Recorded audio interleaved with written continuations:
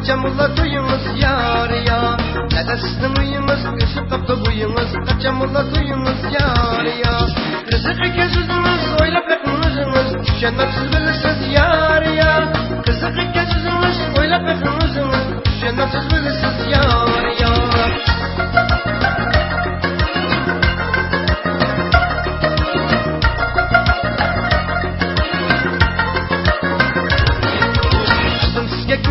Sizni talla suygan demesem mi bilasiz yar ya.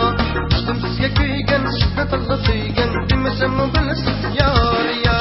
Bana qarab kelasiz nasha aytib kelasiz payda ekan bo'yingiz yar ya. Bana qarab kelasiz nasha aytib kelasiz payda ekan bo'yingiz yar ya.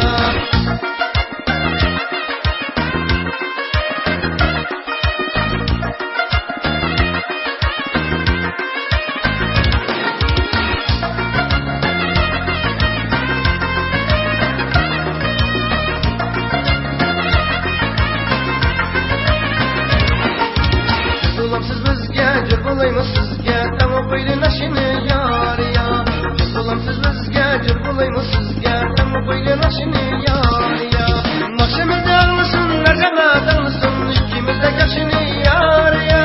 Naqshimizda almasınlar jamoat almasın ikkimizda gashini yar ya.